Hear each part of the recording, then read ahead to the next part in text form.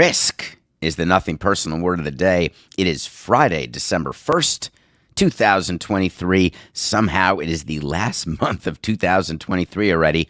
This is the beginning of the end of the year. We're actually more toward the middle of the end of the year. As a matter of fact, I could argue we're at the end of the year, but truly the end of the end is December 27th. Then we say we're at the end of the end.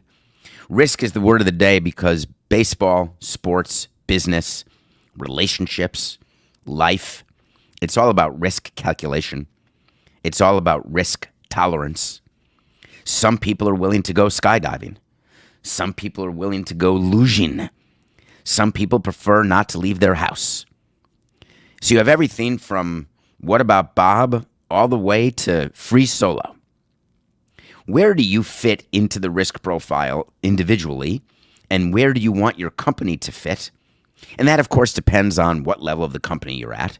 If you're below the C-suite level and you are mid-management and you have an idea for something for your company that's going to make money, or it's going to be a technological improvement, but you need budget, and so you go to your boss and say, I want to do X and Y. I'm just going to need some money. Let me do this. You're willing to take the risk. It's other people's money. That's pretty good. If it fails, you may lose your job. You can get another job. That's a calculation that may go into your mind. When you're running a sports team, you figure, how much money do we have to spend to acquire this player? What's the risk that this player will either perform, outperform, or underperform given the amount of investment that we've made in the player? When you get a player for $1, there's very little risk. When you sign a free agent to a 10-year, $300 million deal, there may be very little risk because the talent of the player who got the $300 million may be so far greater than the talent who you got and acquired for $1. So there is no set way that we who run sports teams can tell you how we evaluate risk. We go to all these conferences and give all these speeches and say, oh, we have calculators and we have computers and we have algorithms and we write code. So we're able to tell you when is the best time to sign an international free agent and what amount. We're able to tell you when players should be moved to different levels of the minor leagues. And on top of that, we can project how their major league career is going to go. I have given you so many examples of horse hockey over the course of 943 episodes. One of the greatest is this. We've got a player who's never played a major league game, but we're going to sign him to a long-term deal because we're going to get something good here, because we're going to give him money now and he's going to give us performance later. And he's going to outperform his contract, because outperforming your contract, that's how you win. Hi. No, that's not a stroke test. It's, hi, I'm the Houston Astros. I'm going to sign John Singleton to 5 years, $10 million. He hasn't played one major league game. We're geniuses. That was a stinker. Hi, I'm the Philadelphia Phillies. I'm very good at what I do. I win World Series championships. Look at me. I'm going to sign Scott Kingery. I'm going to give him $24 million in 2018. I'm a genius. He played 52 games over 2 seasons and then done. That didn't work. All right, let me try a third time. Hi, I'm the White Sox. I'm not like the Blackhawks. I'm the White Sox. We won a World Series in 2005. We got no problems at all. I mean, sometimes we hire and fire managers, and yes, Tony La Russa is always on my right shoulder, but I am going to sign Eloy Jimenez and Luis Robert Jr. I'm going to give Jimenez 6 years, $43 million. I'm going to give Robert 6 years, $50 million. 2 years in a row, I'm going to do it in 1919 and 1920. Brilliant. My young core is locked up. We've got pitching. We've got manager. We've got winning. Well, Eloy in 5 seasons has only played over 100 games twice. His rookie year, he played 122 games, and this past season, he played 120 games. In between, not so much. Is he worth $43 million? And when you look at what he got season over season, he has won that deal. Eloy has, not the White Sox. Luis Robert, I mean, that's pretty good. 6 years, 50. All-star last year. Recency bias alert. Nope, not worth it. That's 0 for 5. Giving players money before they have whiffed the big leagues. Whiffed. Now, you want to bring a player up for a couple days and then sign him Longoria style, good luck to you. But no games at all. What's the risk? It's just money. The Milwaukee Brewers said, I have an idea. The 5 players who have done this before didn't work, but we're the 6th player. And you know what happens when you have 6? It is a pleasure to get it right. They've got a top prospect named Jackson Chourio. He's only 19 years old. He has been in the minor leagues for so long, like 15 years. No, that's totally wrong, Coca. He's been in the minor leagues for 669 for 15 minutes. And he is signing the richest contract ever for a player who has never played 1 second in the big leagues. Not a second. 8 guaranteed years, $80 million. Let me get this straight. Plus arm? No. Plus speed? Yeah. Plus bat? Yeah. Plus power? Yeah. Tore up the Venezuelan Winter League? Whatever. Yeah.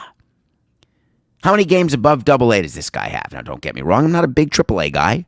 The best players, I like taking from AA. Swoop them up from AA, skip AAA, get to the big leagues, boom, start your career.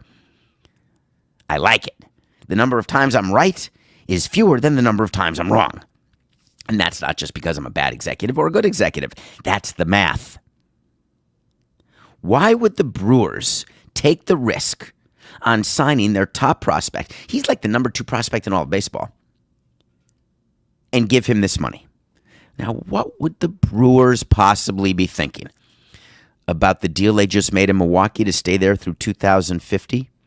About the fact that they've got Woodruff, Burns, Devin Williams, all ready to be done in the next 1 or 2 years? The fact that Christian Yelich has 5 years and $110 million left, and that if they could move him and he'd agree to move him, they would move him because the Brewers' window is not open right now? They had an amazing stretch. This is not council related. They had an amazing stretch. All teams, open window, then close window. What they're hoping is Chourio is there for the next open window. But are they going to put on the big league team this year? There's a glut of outfielders for the Brewers. What would be their thought? We can't pretend we're giving in unless we rebuild, but we say when we rebuild, guess what? We're rebuilding, but we've locked in the next guy. So listen, fans, be excited, rally around us. We know what we're doing. Now, it turns out that Matt Arnold does know what he's doing. It turns out that Mark Antonaccio does know what he's doing. Rick Schlesinger, great front office, great ownership.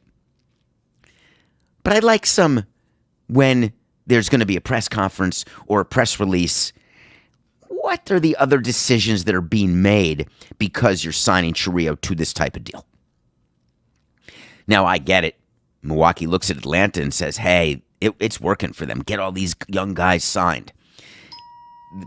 The problem with the copycat league, this is a live show, and that is a live security alert that I don't know what to do with, so I'm going to keep going.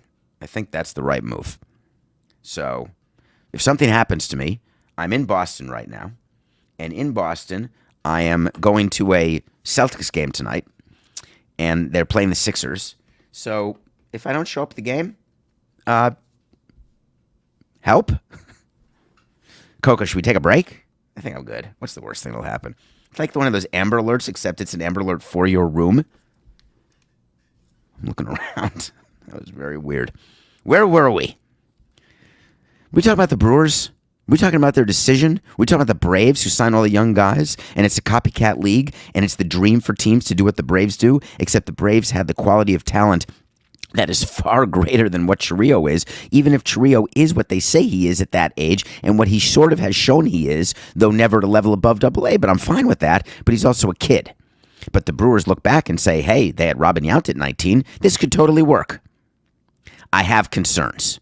But the concerns I have about my favorite team, and the Brewers are, now that I'm not associated with Marlins or Expos or anybody, is that you're going to have to explain to us, and I don't think you're going to, but we're going to see in your actions. And the problem is they have a plan. If their action is to trade Burns right now or to trade him at the deadline and not re-sign him, if they're trying to grab if they're trying, keep getting this alert, if they're trying to grab one more possible year of competition, well, I got news for you. This is not a signing that matters.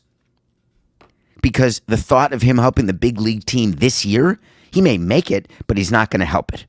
So my better suggestion is that maybe this is the marketing strategy for the rebuild.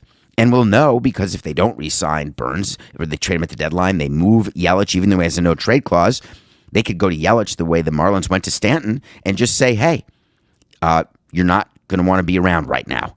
And Yelich wants to win a ring, so let us trade you to a different team. So the proof is going to be in the pudding. I think that, personally, that the Brewers are entering into a situation where there's going to be more losing than winning, and that this becomes a PR. And when you're doing a John Singleton at $10 million or a Kingery at $24 or even a Jimenez at $43, I'm okay. It's an expensive PR campaign, but now the numbers are getting so high for what? $80 million you're putting into this player. That's significant. And this is different than Yamamoto, where now people are saying Yamamoto could go $250 million, even $300 million. I certainly have concerns about the Japanese player coming here and being able to adjust and be a superstar immediately. But he is only 25. But there's going to be teams who overpay because they need pitching that they think is available. So that's yet another different level of risk. Risk. The reason that's the word of the day, I just want to point out, it's the most important calculus your brain makes. Not fight or flight, not love or like. Risk. Cost, benefit, risk. What am I getting? What am I giving? Well, in this case, you're giving 80, and I just don't know what you're getting. When there was a death the other day, Coca, did we talk about it? Did we talk about Henry Kissinger dying? I don't remember if I did that on this show or another show. Anyway, Henry Kissinger died. And he was the Secretary of State. You may have heard of him. He died at a hundo. Triple figures. He is lauded by some, despised by some, a complicated career as a diplomat with decisions that have cost many people their lives, with decisions that have saved many people their lives. But there is an argument to be made that he is quite responsible for some very, very bad things done to some very, very innocent people. I'm not here to litigate Henry Kissinger. Read about him. Litigate him yourself. There'll be a movie made about him one day. There may have been a movie. I mean, he's been a character in movies, but there may be a full movie like Oppenheimer. What struck me about yesterday with Henry Kissinger is that the New York Yankees, out of the clear blue moon, released a statement about his death. Now, why did that catch my attention? The Yankees are profoundly saddened by the passing of former United States Secretary of State Henry Kissinger, who performed varied and vital diplomatic and advisory roles throughout his distinguished career. A lifelong friend of the Yankees organization, he was a frequent welcome guest of the Steinbrenner family at Yankee Stadium. We offer our heartfelt condolences to his family, friends, and all who had the privilege of knowing him. He will be deeply missed. Did that strike anybody as strange? Did anyone else read that statement and look at that statement and say, huh? Why are you making a statement about Henry Kissinger? Did you make one about Gorbachev when he croaked? What about Dianne Feinstein? I mean, you may have done a little thing when Queen Elizabeth died. That was nice, very low risk. No problem. Maybe a little thing for Chandler Bing. We could go down a list of deaths. Coke and I went back a few years. We couldn't find another statement for anybody. When these types of statements are released, the comment section are fantastic because people are upset because of the way Kissinger was. Blaming PR people. Guess what? The Yankees PR people did not release this statement. The owner of the Yankees, Hal Steinbrenner, went to his president, Randy Levine, or his head of PR and said, I want to release a statement. Oh, that's fine. He was a close friend of your dad. I guess you want to honor that. But we're going to do that statement. I'll send you a draft, but then we're going to say Hal Steinbrenner. No, I want it to be from the Yankees organization. Hi, I'm in the PR department. I would just like to offer the following. I think it's not great when owners have different things that we talked about with the Adelsons this week. Someone pointed out, remember what happened in Atlanta when the owner who Loeffler in Atlanta was forced to sell? Sometimes owners and their political views cost them their jobs. Sometimes they don't. But we always know when it's the owner trying to hide behind the team. You think the New York Yankees as a team are releasing a statement about Henry Kissinger without permission of the owner or without the request or demand of the owner? Of course not. I would never release a statement as president without going to our owner. If our marketing or PR department or baseball department ever did, they never were able to because the rule was any release, any statement, the PR people and my office, we have to see it. Why? We're trying to control the message. What do you do when you're a PR department and your owner wants you to do something and you suggest, I don't think we should do it? The owner then has to say, it's my prerogative. I hear what you're saying, but just do it. But then why aren't we putting it under your name? Why are you putting it under the Yankees organization name? I didn't say I want people to know it's from me. I want people to know it's from the Yankees and that we all feel this way. But Hal, we don't all feel this way. Nobody else feels this way. But I understand why you do. I understand the loyalty to your dad and to Henry. But just sign it. Then we're done. There won't be one criticism. You may get a stray once in a while, but as an organization we'll be good. That's what a good PR advisor would be saying to Hal Steinbrenner. So this leads me to either Steinbrenner doesn't listen to his PR people, or his PR people are so neutered they're not going to say it.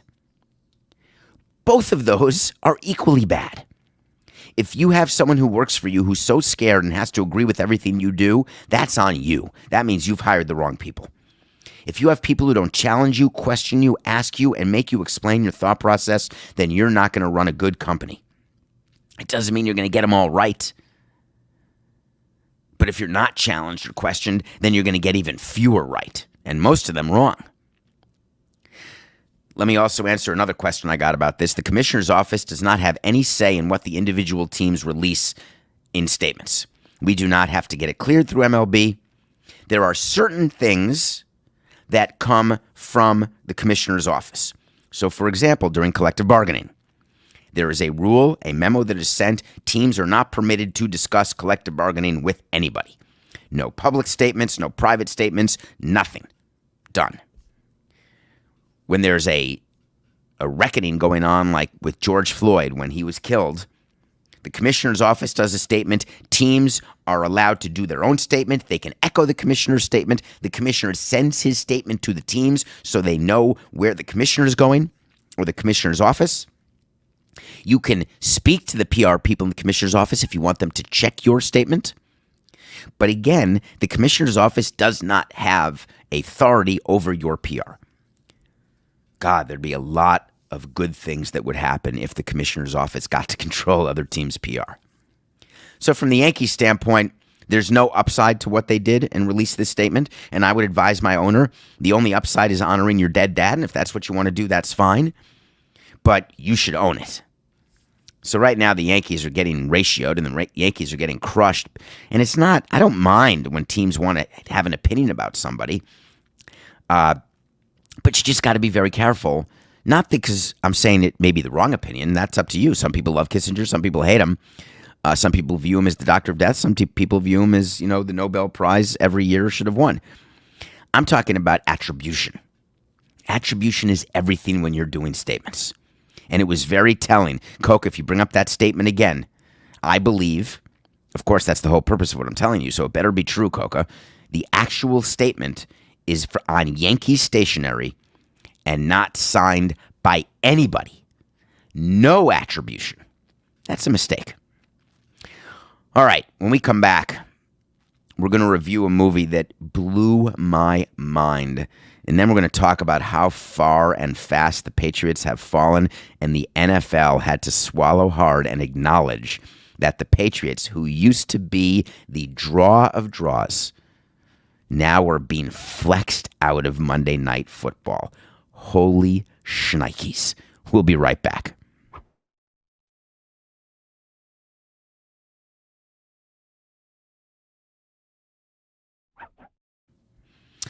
This is David Samson along with Matt Coker coming to you live from Boston, Massachusetts, where I'm attending a Celtics-Sixers game with three other of my friends. We have this club, the Cultural Exchange Club. We go to a different sporting event every year. This year, we're doing the NBA in Boston. Locally, we have stayed, well, in the United States, but we've been around the world. Very fortunate to have four guys who have done this for 17 years, 18 years in a row with one off for COVID. So 17 out of 18. We had a big debate over an asterisk. Asterisk. Interesting. Keep that. Don't forget that word. Asterisk. What do you do? 2020, there was no trip. It was COVID. So can we still call it the annual trip? Is it still annually since 2006 when you miss one?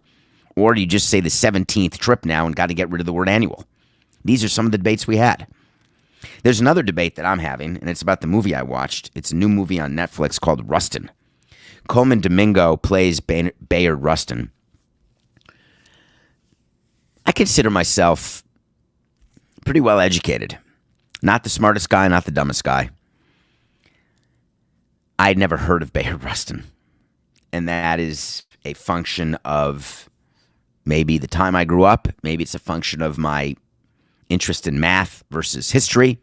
Maybe it's a function of me skipping class because I wanted to party down the hill up in Riverdale and Wisconsin. I don't know. Have you ever heard of Bayard Rustin? Bayard Rustin was an activist who basically planned the March on Washington. The March on Washington, where Martin Luther King gave the famous speech. The March on Washington, which drew 245,000 people, where there was a thought it wouldn't even draw 5,000 people. The March on Washington, which caused so many problems within the black community, black on black problems, as manifested by Chris Rock, by Jeffrey Wright, unbelievable actors in this movie, showing you how controversial the March on Washington was, and that Bayard Rustin was the glue that kept it together, except he was not beloved because he was gay? Didn't know the story. Coleman Domingo is this close to an Oscar nomination for Best Actor. The movie itself, the reason why I want you to see it is only if you don't know the story and haven't read a book about it. Because I'm always suggesting if you want to read a book, read a book. The performance out Jeffrey Wright as a congressman who is so racist that it's incredible, who's so sexist, it's incredible. Watching Chris Rock evolve from someone who, again, sexist and racist, but ends up realizing the importance of Rustin, seeing how certain characters can develop and certain can't, and seeing what one man did in an attempt to right wrongs while wrongs were being committed against him every day. And he was willing to take it, and then try to make the world right for future generations. It was awe-inspiring, and what was bothering me the entire movie, and it wasn't that I was distracted or used my phone a lot, I was angry with myself for never having heard of him. Thinking about all the people behind the scenes of things where they don't get the attention. It's just a function of life and bandwidth. So you read an article, you read the headline, you may read the first paragraph about an event, and then there's some video that lasts from the event, but it's always the people in front of the camera, not the people behind the camera, when in fact some of the people behind the camera are way more important than the people in front of the camera. Like on this show, as an example. You don't see Coca's face except one time at episode 500. Without Coca, there's nothing personal. I'd be sitting here and talking to myself. Hello? Hello? Anybody in here? Hello? Rustin, go check it out. So the NFL flex. NFL flex. When I think flex, I think an extra double-double when I go to In-N-Out. I get a flex burger. Everyone makes an order. You get a flex. You're at a restaurant. You get a flex order of fries. Sometimes even a flex little penne arrabbiata. Maybe a flex chicken parm. maybe a flex shrimp cocktail. Flex is when you order enough food for the table, and then you say, all right, one more, and we'll split it. The NFL has changed their definition of flex. Their view is not like gymnast-type flex either. Their view is we are flexing our might, our strength. God, when I do that, I look tiny. I'm starting to train this Tuesday for a marathon. I have not done anything athletic since that 48-hour challenge at the end of September. I've given my body 2 months to rest, and I'm ready to go. My training program starts December 4th for an April marathon, and my first training on December 4th is an off day. No good training program doesn't start with an off day. Don't forget that. So my first actual run will be Tuesday the 5th. Just a quick 3 to see if the legs still work, building up to a marathon. I got a few months, so I should be okay. But I'm not going to do much strength training, so I'm just going to be continued to wear size small shirts, but maybe my legs will get bigger. Not really. Maybe I'll stop eating so much. That'd be good. Okay, flexing. NFL flexing. It's really not the NFL. It's really wrong. I don't like that they somehow are taking the heat, although that's what Roger Goodell does. It's the broadcast networks. It's Disney. Disney's flexing away. So there was a Monday night game coming up in Week 15 between Patrick Mahomes and Tom Brady.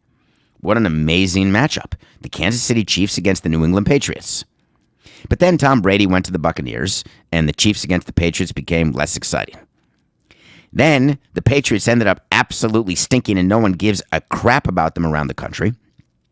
And the Chiefs are fine, but people are already sort of, it's Mahomes, great. Kelsey, Swift. What else would Disney want?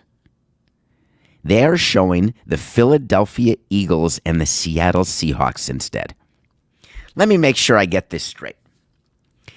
The NFL has allowed this flex as part of the deal because ESPN said, hey, we don't want stinkers at the end of a season. You better give us games that matter. I would like to do something that I should have researched before, but we never know where our head's going to go in this show, and I didn't say one thing about this to Coca that it was going to come to me. I'm going to make a prediction right now, and I think it's going to be true. Taylor Swift will not be at the Chiefs-Patriots game. Is that possible? Because if Taylor Swift were going to be at the game, that would be a game I wouldn't want to flex out of if I'm Disney. Isn't that amazing? The power of Swift and Kelsey. For me as an executive, I hate it, but I'm embracing it. I'm monetizing it. I'm not flexing out the Chiefs, even though no one wants to see the Patriots. Everyone wants to see Taylor. Every Swiftie watches. I wonder whether this was announced only because they got to Taylor and they saw her tour schedule, whatever the case may be, and she can't be at the game. So, let's take a note. Coco, will you add a wait to see in here, please, if you don't mind? Wait to see. Taylor Swift will not be at the Chiefs-Patriots game in Week 15. Can you officially book that for me? Thank you. The Patriots, meanwhile, have way too many games that are national. They're actually playing the Steelers on Amazon next year. This was pretty good. Amazon was promoting the game during the game. Did you see that? It's a very, very bad sign. It's so very bad. When they've got TJ Watt for the Steelers, that's very good. That's the name people associate with the Steelers, the best player on the Steelers. I mean, they're not going to put in, who else would they put in? Pickett? And I think TJ Watt is the guy. Guess who was there for the Patriots? Belichick. Bill Belichick. Not good when you have to promote the coach and there's not one player anybody's heard of. Not good at all. So, Disney flexes. Does that mean that Major League Baseball and the National Basketball Association can get paid more money if they allow more flexing? How do you flex games? MLB flexes those Saturday afternoon regular season games. We're already told Sunday night game could be Sunday afternoon. It could be Saturday afternoon. They already do the flex. It's not big enough. Doesn't matter enough. I'm talking playoff flex. But they do playoff flex because the broadcast partners choose which series are going to be played when. So when you're complaining that your team has all afternoon games in the playoffs, it's because the broadcast partners don't want to show the games during prime time. So MLB flexes. What else could they do? NBA. Yeah, they're adding value with in-season tournaments and all the other nonsense. Is it not amazing that you do what your client wants you to do? Hello? Why is this a story? We all do that. Don't you bend over backwards to people who are your biggest customers and biggest clients, no matter what your business is, because you want return business? This is not a big deal that they're actually flexing. The big deal is they're flexing out the Patriots because they're done. Who didn't know that? Wait to see. No Taylor Swift at that game.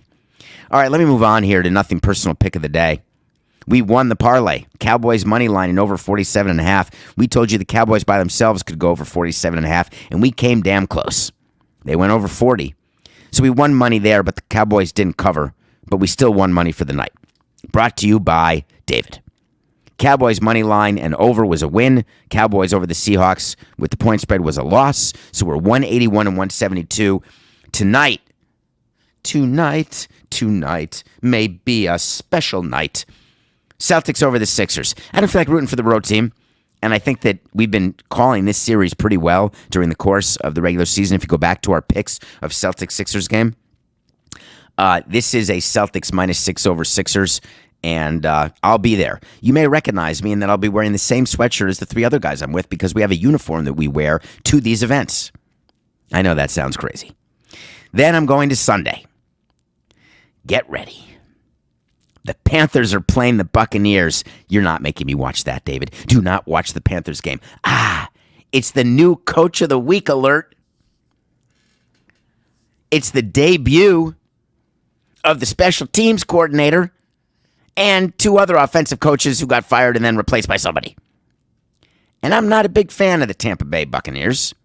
So I'm taking the Panthers plus 6.5 versus the Bucs. Can you imagine taking the Panthers? I find it absolutely hard to believe, but we are. But that's not all we're doing on Sunday because I want you to do a parlay, and a big parlay.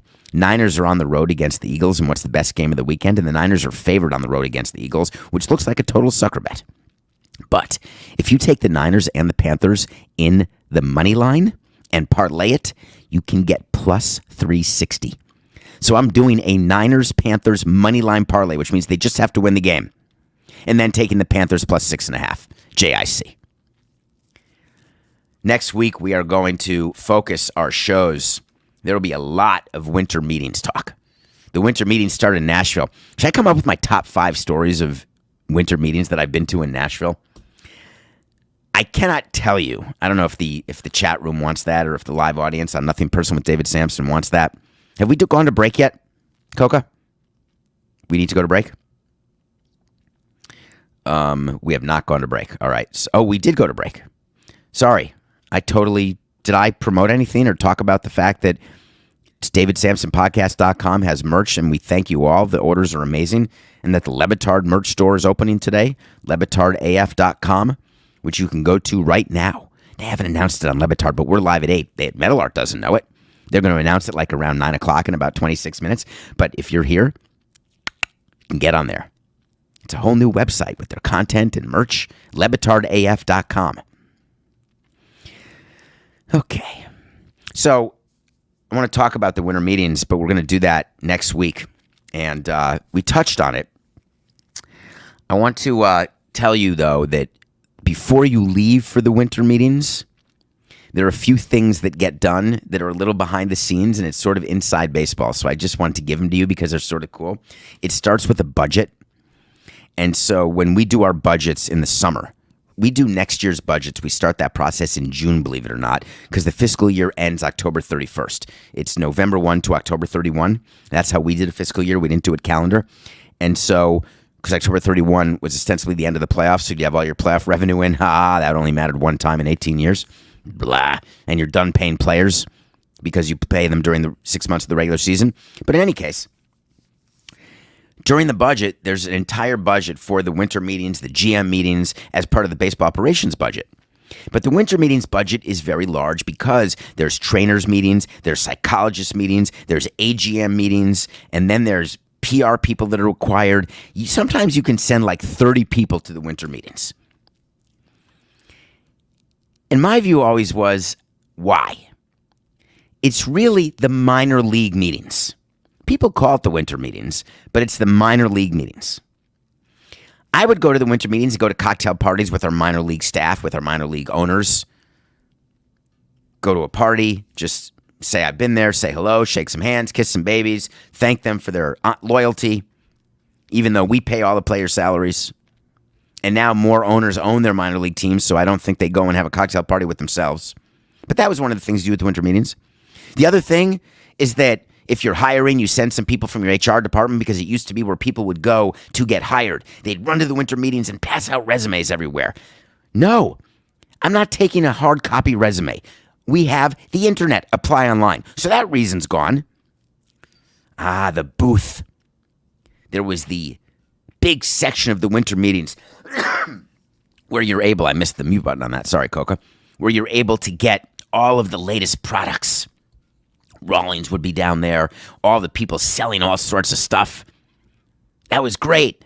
Not necessary anymore because you've got yourself websites. So that's not worthy anymore. Oh, but now the Major League people come, and it's a huge deal because Major League Baseball GMs don't get to see each other except during the GM meetings and the winter meetings. Well, now there's FaceTime, and now there's texting. So that's not really exciting. So why are the winter meetings still happening?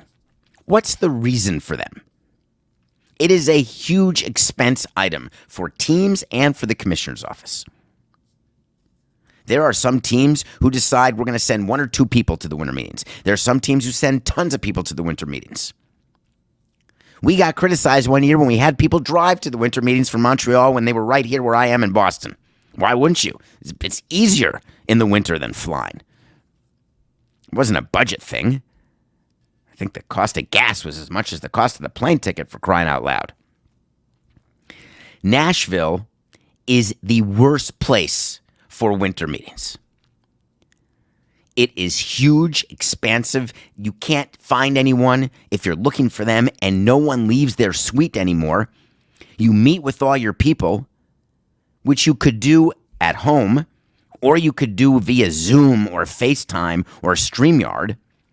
And all you do is sit in a room, eat snacks, order in food, and make sure you never walk in the lobby because you don't want to run into anyone in the media. But then the media comes up to your suite and gets to talk to you once a day, where the president of baseball operations has to give you a bunch of horse hockey because they're making stuff up. All because Major League Baseball wants to own the week. Just like what we said yesterday or the day before, they're praying for a big signing, praying for the big trade, praying for something. You know what I'm praying for? Rain. But we're going to cover it next week. We'll cover it. All right, I want to talk about Jay Monahan right now. I can't let the weekend without covering this. I'm sorry. Jay Monahan is the commissioner of the PGA. We are 30 days away. What seemed like forever ago. Do you remember when they had that clumsy, ridiculous announcement of the merger between PGA and LIV, the LIV Tour? Saudi Arabians who were giving hundreds of millions of dollars to all those golfers to play, and then the golfers who turned down the hundreds of millions of dollars but said, I'm not going to take dirty money, but man, do I wish I had another car. So PGA and LIV announced this amazing merger, except they had nothing to announce. Nothing was done. All they did was piss off all the players. It caused a bunch of meetings. It caused Jay Monahan to take a month off as a mental health break. It was a total disaster. But the deal was that we're going to have a deal by December 31st. Well, it's now December 1st. And all we've read is there's no deal even close between PGA and LIV.